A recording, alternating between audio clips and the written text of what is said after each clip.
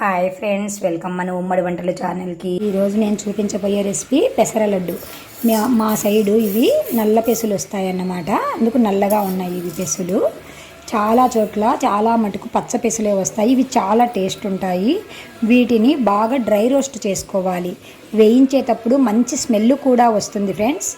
బాగా dry roast చేసుకున్న తర్వాత వీటిని బాగా చల్లారనిచ్చుకోవాలి. 10-15 నిమిషాలు పడుతుంది ఫ్రెండ్స్.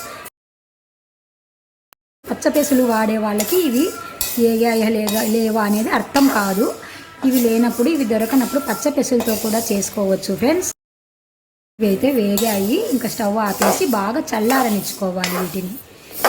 ఈ చల్లారిన వాటిని మనము తిరగలిలో వేసి బేడలు చేసుకోవాలి. ఇది తిరగలి, ఇది పూర్వకాలం వాడేవాళ్ళు. ఇది మా అత్తమ్మ వాడేది, ఇది నేను కూడా వాడుతున్నాను. ఇప్పుడు చాలామంది ఇవి వాడరు. ఇలాగ కొన్ని కొన్ని వేసుకొని పగలగొట్టుకోవాలి. అంటే ఈ గుండ్లు ఉండడాన్ని బేడలు చేసుకోవాలన్నమాట. దీనికి ఒక కొయ్య వస్తుంది, నాకు అది ఇష్టం లేదని తీసేసి నేను ఇట్లా తిప్పుకుంటాను. ఇలా కొన్ని వేసుకొని మొత్తం అన్నీ తిరగలి అంటారు, ఇసురాయి అంటారు. ఒక్కొక్క ప్రాంతంలో ఒక్కొక్క పేరు పెట్టుకొని పిలుచుకుంటారు వీటిని. ఇలా ఇసురుకు బేడలన్నీ వచ్చేస్తున్నాయి చూడండి. వీటిలో పొట్టు ఉంటుంది, మరి చెరుక్కోవాలి. బేడలలో ఉండే పొట్టునంతా తీసేసి, ఎన్ని బేడలు అయితే అంత చక్కెర మిక్సీకి పట్టుకోవాలి. చక్కెరను ఈ బేడలను వచ్చేసి పిండి మర పట్టించుకోవాలి. ఆయన బాండి పెట్టుకొని స్టవ్ వెలిగించుకొని మనము నెయ్యి బాండీలో వేసుకోవాలి. ఒక పెద్ద గ్లాసు పిండి అయితే ఒక అర్ధ స్పూన్, అంటే పెద్ద స్పూన్ అన్నమాట నాది, వేసుకోవాలి. కొంచెం ఎక్కువ తక్కువ పన్నా కూడా మళ్ళీ వేడి చేసుకొని వేసుకోవచ్చు నెయ్యి.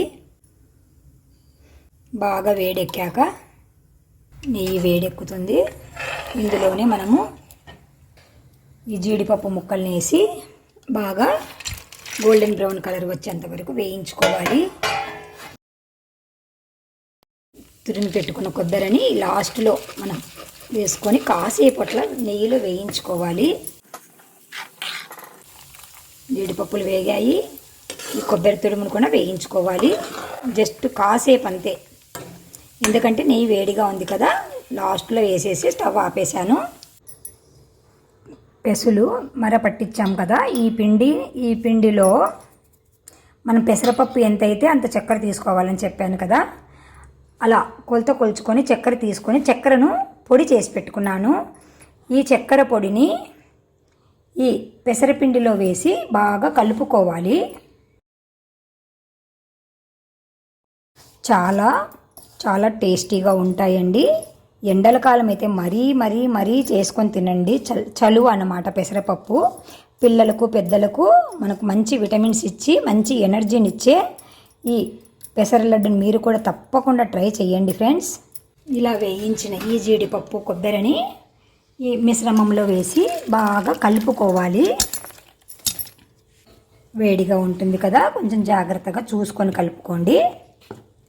ఓకేనా ఫ్రెండ్స్, తప్పకుండా మీరు ట్రై చేస్తూ మా ఛానల్ను ఆదరిస్తూ ఉండండి. మాకు సలహాలు ఇస్తూ ఉండండి ఫ్రెండ్స్, కామెంట్ రూపంలో. ఓకేనా ఫ్రెండ్స్, బాగా కలిసాక బాగా మొత్తం కలవాలి. పిండి, నెయ్యి, జీడిపప్పు, కొబ్బరి తురుము అన్నీ బాగా కలిసాక ఉండలు చుట్టుకోవడమే ఫ్రెండ్స్. చాలా టేస్టీగా ఉంటాయి. మాకైతే అందరికీ చాలా ఇష్టం ఫ్రెండ్స్. మీరు కూడా తప్పకుండా ట్రై చేసి మీకు ఎలా వచ్చిందో మాకు తెలియచేస్తూ ఉండండి ఫ్రెండ్స్. ఇలా బాగా కలుపుకున్న తర్వాత మనము ఎంత సైజు కావాలో అంత సైజు లడ్డు కట్టుకోవడమే ఫ్రెండ్స్.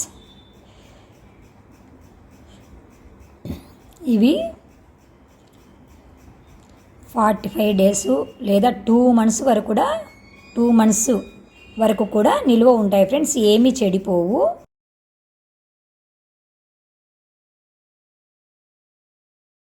ఒక పెద్ద గ్లాస్ పెసరపప్పు అయితే ఒక పెద్ద గ్లాసు చక్కెర తీసుకోవాలి. ఒక పెద్ద గ్లాసు పెసరపప్పుకు ఒక పెద్ద గంట నెయ్యి పడుతుంది ఫ్రెండ్స్. జీడిపప్పులు ఎన్నైనా వేసుకోవచ్చు, కొబ్బరి తురుము కూడా ఎంతైనా వేసుకోవచ్చు ఫ్రెండ్స్, అది మన ఇష్టం ఫ్రెండ్స్. బాగా కొంచెం గట్టిగా ఇట్లా గట్టిగా కట్టుకోవాలి ఫ్రెండ్స్.